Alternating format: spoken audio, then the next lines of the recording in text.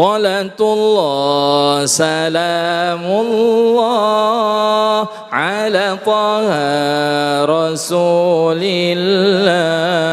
Salatullah salamullah ala yasin habibillah. Salatullah salamullah ala taha rasulillah. Salatullah salamullah ala yasin habibillah. Baiklah segenap para pemirsa Cahaya Hati Indonesia iNews TV dan pula segenap para bapak-bapak, ibu-ibu jamaah Masjid Az-Zikra yang insya Allah kita semua dirahmati oleh Allah Subhanahu wa Ta'ala. Masih ngomongin soal nafkah, bahwasanya melanjutkan pembahasan ayat Quran di surah An-Nisa. Sekarang kita memasuki di ayat yang ke-36. Di awal ayat tersebut bahwasanya Allah Subhanahu wa Ta'ala memerintahkan kepada kita dan pula mengingatkan kepada kita, wa'budullaha wa la tusyriku bihi syai'a. Yang pertama yaitu Allah memerintahkan kepada kita untuk menyembah, untuk beribadah kepada Allah. Dan selanjutnya Allah mengingatkan kepada kita jangan menyekutukannya dengan sesuatu apapun. Ini apakah ada kaitannya dengan nafkah? Jelas-jelas ada. Bahwasanya seketika seorang suami dia keluar rumah, dia bekerja, dia berdagang, itu pun bernilai ibadah. Bahkan usaha atau ikhtiar seorang suami dalam mencari nafkah itu pun dikatakan sebagai jihad fisabilillah. Makanya ibu-ibu semua yang namanya suami udah kerja, udah usaha capek, pulang tolong disambut dengan senyuman. Ini kadang-kadang ngetokin pintu sampai berkali-kali nggak dibukain pisan. Nah. Bininya masih ngorok. Waduh. Ada gitu ada. Mana orangnya mana? Coba bayangkan ketika Rasulullah Shallallahu Alaihi Wasallam hendak pulang kemalaman, bahwasanya ternyata di balik pintu tersebut istrinya udah nungguin. Jadi istri Nabi nungguin Nabi pulang itu di balik pintu, bukan dalam kamar. Kalau ibu-ibu sih nungguinnya di mana? Di balik pintu atau di kamar? Di kamar sambil ngapain? Main HP. Main HP terus ngapain lagi? Tidur dah. Laki kerja pulang telat dicurigain. Padahal lembur. Pas dia dapat hasil lemburan girang dah tuh bini. Benar apa benar? Makanya nih seorang istri yang solehah, dia yang menerima atas apa yang diberikan oleh suaminya. Ketika suami memberikan daripada hasil kerjanya, istri yang solehah dia tersenyum lebar, dia menerima dengan ikhlas. Dia bilang, terima kasih ayang embeb. Semoga ini bermanfaat untuk kita. Kayak gitu apa kagak kira-kira? Yang ada, ya ilah jadi gini doang bang, dikit amat. Ya kadang laki capek-capek ngojek, pulang ngasih tibang gocap. Kata bininya, bang, ngeluh kalau besok pulang ngojek masih dapat gocap, mendingan gak usah pulang bang. Besoknya itu suami pulang bawa duit 7,5 juta.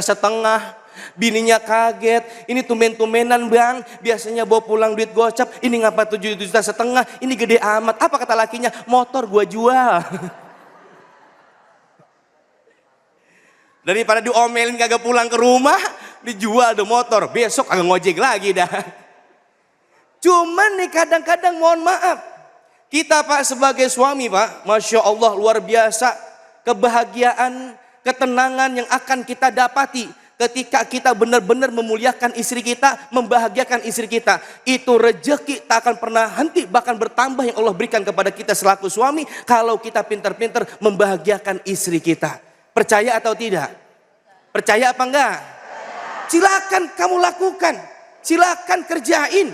Karena kenapa? Ini sudah menjadi bukti nyata. Kalau pengen keluarga sakinah, mawaddah warahmah, jangan ada rahasia di antara kita. Iya apa iya? Ini kadang-kadang buat nyawer ada. Pas giliran buat bini pura-pura kagak ada. Ada gitu apa kagak? Buat mancing ikan emas, itu umpannya habis cepet ada. Bini minta beli bedak kagak dibeli-beliin.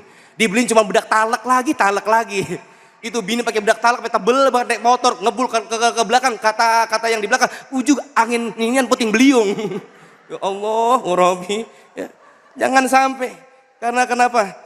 Islam itu amat mengajarkan bahwasanya kita sebagai suami, kita laki-laki adalah pemimpin di dalam rumah tangga, kita yang bertanggung jawab dunia dan akhirat. Sebelum nanti kita bertanggung jawab di hadapan Allah Subhanahu wa taala, maka dari itu perbaiki dulu bagaimana cara kita, bagaimana upaya kita dalam memimpin rumah tangga kita, yaitu dengan benar-benar memberikan nafkah kepada istri, kepada anak, kepada keluarga dengan nafkah yang halal dan yang baik. Semoga bermanfaat. Masya Allah, terima kasih banyak guru kita Ustadz Alfian Hidayat yang tadi melanjutkan tafsirnya di surah An-Nisa ayat 36. Masya Allah ya Bu ya, karena memang kewajiban kita harus ketahui, jangan sampai kita nggak tahu tuh tanggung jawab dan kewajiban kita. Karena sesungguhnya orang yang baik itu adalah yang tahu tanggung jawab, hak daripada masing-masing dan juga hak daripada orang lain. Insya Allah mudah-mudahan Allah cukupkan kita untuk mampu memberikan yang terbaik untuk keluarga kita. Amin ya Rabbal Alamin. Baik jamaah yang ada di sini, ada yang ingin bertanya? Silahkan angkat tangannya. Waduh, Masya Allah semangat banget nih Bapak yang pakai peci putih, silahkan Bapak. Iya, Masya Allah semangat banget nih. Silahkan Pak. Bismillahirrahmanirrahim. Assalamualaikum warahmatullahi wabarakatuh. Waalaikumsalam warahmatullahi wabarakatuh. Nama saya Ajat Sudrajat Pak Ustadz. Terima kasih. Saya mau bertanya dan juga ini sebagai pengalaman pribadi Pak Ustadz. Masya Allah. Waktu masih muda, saya selalu ngasih nafkah kepada istri secara kontinu. Sekarang dengan keadaan ekonomi agak sedikit tersendat, otomatis ngasih nafkah juga tersendat. Yang akan saya tanyakan Pak Ustadz, bagaimana seharusnya sebagai istri, yaitu suami tidak memberi nafkah kepada istri. Terima kasih Pak Ustadz. Assalamualaikum warahmatullahi wabarakatuh. Waalaikumsalam warahmatullahi wabarakatuh. Pak Haji sudah izin ya. Kalau boleh tahu berapa kasih ke istrinya? Istri saya satu, cukup. Oh cukup ya. Maksudnya kasih uangnya nafkahnya berapa? Ini namanya Ustadz kepo ya. Iya baik. Pak Haji silakan Ustadz ya. Ini host kita harus udah mendetail banget ini ya. Ya Allah. Jadi ketika seorang suami tidak memberikan nafkah kepada istri, tapi istri kan sudah tahu kondisi suaminya seperti apa. Bukan karena disengaja tuh si suami tidak memberikan nafkah kepada istri, karena si suami dalam keadaan pekerjaannya mungkin sudah tidak kerja, atau mungkin ekonominya rada tersendat, pemasukannya berkurang. Maka dari itu kembali lagi kepada si istri, nerima atau tidak, begitu. Ikhlas apa tidak si istri. Insya Allah dengan istri nerima, dengan istri ikhlas, Allah bakal bukakan pintu rezeki dari mana saja arah yang Allah telah tentukan. Tapi sebaliknya, kalau emang itu si suami tidak memberikan nafkah kepada istri karena pelit. Tahu pelit? Pelit bin kikir, kikir bin koret, koret bin medit. Ciri orang yang pelit itu kalau habis ngopi ampasnya dijemur lagi sama dia. Udah kebangetan pelit udah itu mah ya. Nah kalau nih suaminya masih kerja, dagang, tapi sama bini romannya pelit, buat nggak ngasih nafkah, pisan romannya bener-bener pelit banget.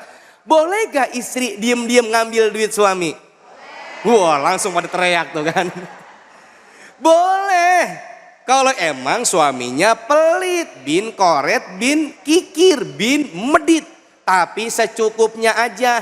Diem-diem ngambil duit suami, belanjain sayuran, belanjain daging, masak yang enak, siapin di meja makan. Lakinya pulang kaget, tumben-tumbenan ini lo masak enak. Apa kata bininya? Ya elah bang, namanya duit haram, enak lah. Emang duit dari mana ini? Wah tadi Neng ngambil tuh di dompet abang. Kira-kira jadi makan apa kagak dia? Emang ngapa? Boleh ngambil seperlunya. Kalau seperti itu kejadiannya, istri boleh menuntut haknya terhadap kewajiban suami untuk menafkahi istri. Paham kira-kira? Alhamdulillah.